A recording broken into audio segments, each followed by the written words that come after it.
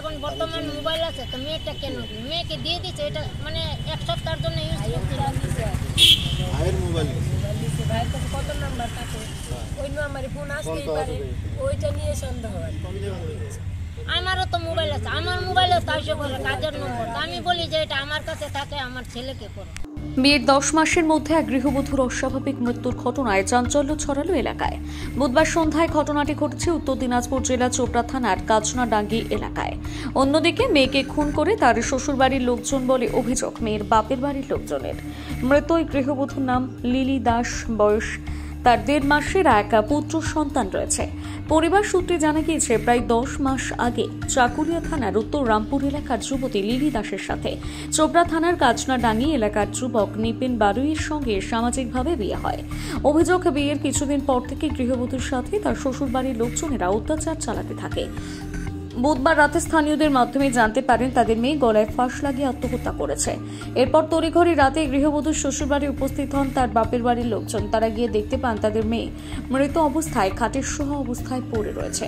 মৃত গৃহবধূর পরিবারের লোকজনের অভিযোগ তাদের মেয়েকে তার শ্বশুরবাড়ির লোকজন মিলে খুন করেছে। ঘটনা তো কালকে হয়েছে সকালবেলা 9:30টার সময় আমাকে ফোন করছে মেয়ে যে মা আমাকে নিয়ে যাও। তো আমি বললাম তাহলে কেন, জামাইকে দে। তো জামাইকে দিল, দেওয়ার পরে ও আমাকে অনেক উল্টা পুল্টা বললো আর বলে আপনি খালি মেয়ের পক্ষে কথা বললেন, আপনি এগুলা দেখেন না, আপনাদেরকে চিনে নিছি, অনেক উল্টা পুল্টা বললে ফোনটা কাটিয়ে দিছে। তারপরে আবার মেয়ে আমাকে ফোন করলো। তো আমি বললাম কি ঠিক আছে চলে আয়, আমি যাব না, তুই চলে আয়। তো বললো আমাকে বললো যে মা তো তোমার ওর বাচ্চাকে দিবে না, তাহলে আমি একলা কি করে আসবো। তাহলে আমি এটা শুনে আর মেনে গেলাম যে আগেও 3-4 বার এরকম হয়েছে যে থাক ওরা আবার মিলে যাবে, ওই জন্য আমি আর গেলাম না। এই কথা শুনে যদি যাইতাম তাহলে এখন ওইখানে সমাজের লোক বলতো যে বারে বারে মাকে ফোন করে মা মেয়েকে নিতে চলে আসে। এটা চিন্তা করে আমি আর গেলাম না। সারাদিন গেল, সারাদিন যাওয়ার পরে সন্ধ্যাবেলা আমার ছেলে বাড়ি আসলো, বলার পরে ফোন লাগাইলো, সুইচ অফ। তারপরে মোবাইলটাও ভাঙিয়ে দিচ্ছে, পুরা একদম চুর করে দিচ্ছে, ওই জন্য আর ফোন লাগে না। তারপরে 9:30টার সময় তারপরে আমরা ওদের বাড়ির কেউ আমাদেরকে খবর দেয় নাই, অন্য লোকে আমাদেরকে খবর দিচ্ছে। কালকে এই ঘটনা হয়েছে। কি হয়েছিল কালকে এই যে বললাম তো এটাই হয়েছে। এরপরে মারা গেছে ও শ্বশুর বাড়িতে। কিভাবে এখন ওরা কিভাবে মারছে কিভাবে বলবো।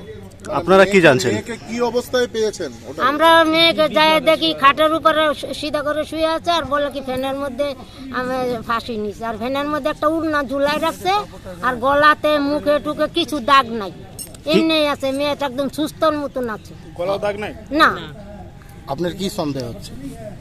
আমার সন্দেহ হচ্ছে ওরা মাইরে তারপরে বলে যে ফাঁসি নিছে, কি নাম? ওরা মারছে। মাঝে মাঝে কি ঝামেলা হতো? হ্যাঁ, মাঝে মধ্যেই ঝামেলা হতো। কি নাম আপনার জামাইয়ের?